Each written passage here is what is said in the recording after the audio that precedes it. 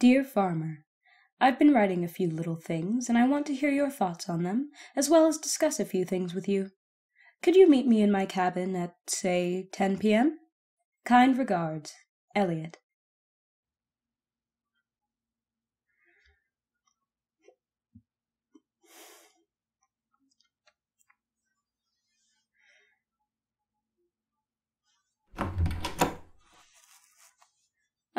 My guest has finally arrived. How do you do, Farmer? Is life treating you well? Good to hear, very good to hear. See, I've actually been looking forward to your arrival. I've been very busy writing a new fantasy novel recently. I've been struggling for inspiration, though, until a scene popped into my head, just like that.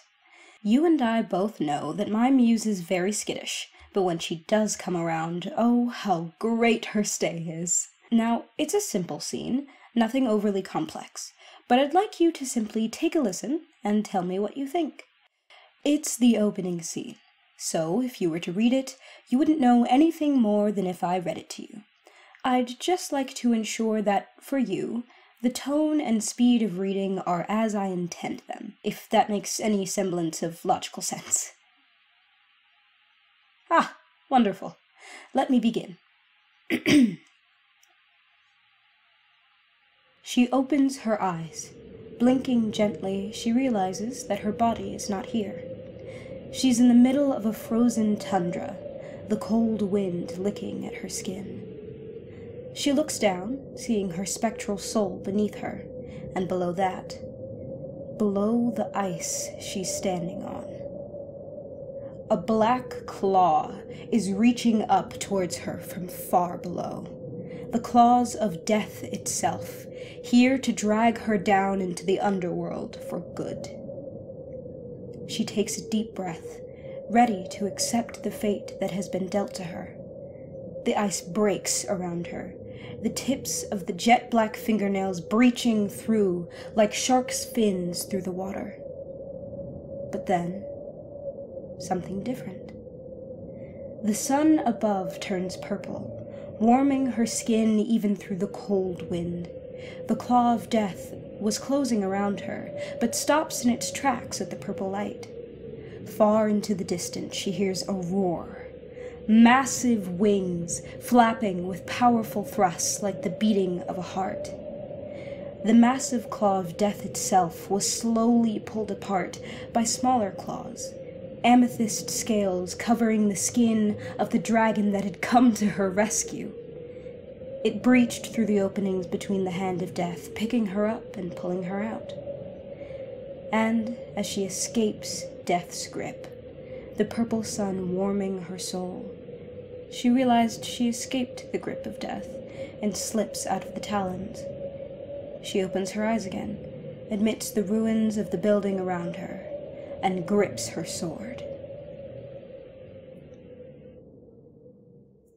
So, what did you think? Truly? Ah, that's wonderful to know. It's supposed to do exactly that. Draw the reader in, make them wonder what's happening, make them think about what this story is going to be like. Oh, the story that follows is rather intense. It deals with dragons, each in the shape of a concept. It deals with morality, causality, mortality, all that fun stuff.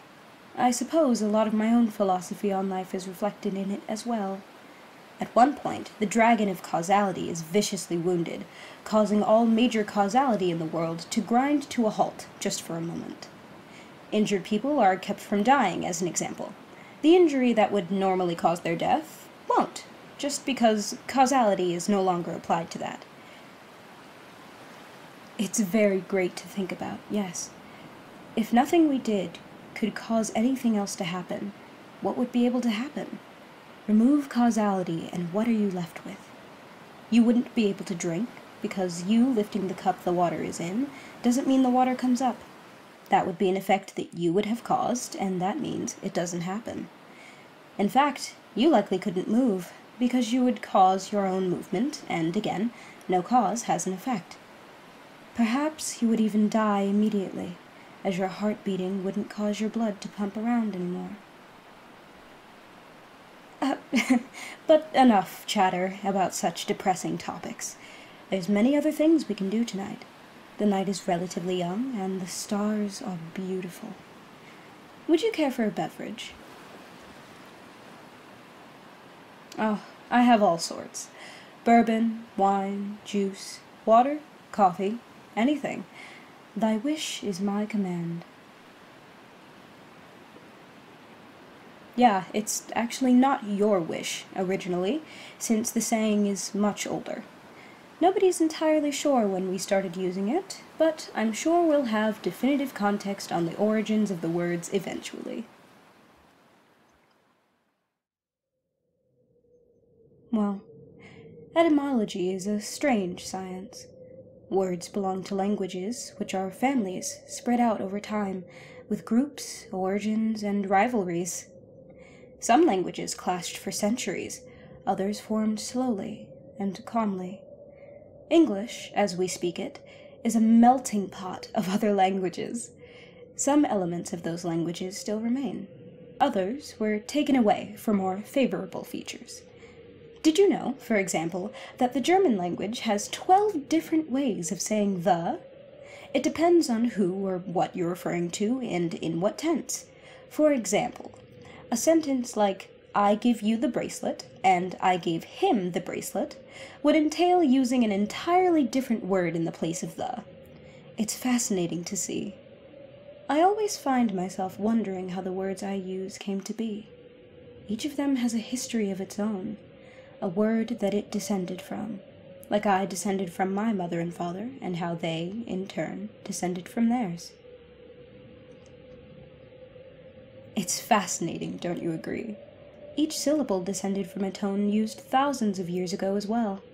Not quite the same language, but elements that we would understand as words, as carrying meaning through sound. Not simple exclamations, but strings of concepts, of thoughts, of communication. Go back in time even 100 years and talk to someone on the streets, and they will not understand what you say. Oh, I'm sorry, I appear to be rambling. I find myself doing that a lot when I'm around you. You always seem to hang on my lips, interested in my every word. It's quite nice, to be frank. An avid listener like you is the dream of anyone who enjoys telling a story. Someone who is willing to listen to the stories you create, to hear not only what you say, but what you mean. It's to kill and to die for. And it's a rare thing these days. I find that people are more and more looking for everything around them to agree with what they know, feel, and think. That they wish for their world to be a chamber which echoes back everything they tell themselves, everything they want to hear. While that is, in all reality, a terrible thing to do to your mind. It's an elimination of all doubt, of all questioning of self, an endless circle of affirmation of things you think of that might never have been true to begin with. That's why I'm so grateful for you, and all the wonderful people in this town. Everyone here is so vibrant, opening themselves up like beautiful flowers of ideas, opinions, and thoughts. It's inspiring, and it ensures that my every idea can be challenged 1,000 times before I cling on to it and call it truth. Yes, I'm very thankful to you indeed. Your insights as someone who's completely changed their life, going from a corporate drone dissatisfied with their surroundings to a skillful farmer who supports an entire community with their mere presence, is inspirational, endlessly so. Others might have spent years upon years more suffering in that place, but you saw your chance and took it. No matter if you didn't know a thing about farming, you built up your knowledge, learned the skills, got the experience, and made something great out of it. Well, I only shower you with compliments because you deserve them, farmer. You've been amazing from the moment you came to the valley, and I could not be more satisfied than here and now. A good drink in my hand, a good conversation on my mind, and an incredible person to share the moment with. Really? I don't think you could make the moment much better if you tried.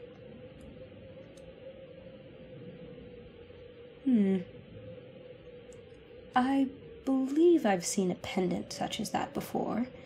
I believe it carries a lot of symbolic meaning when given to another, in the sense of love, and a desire to form an eternal bond of marriage.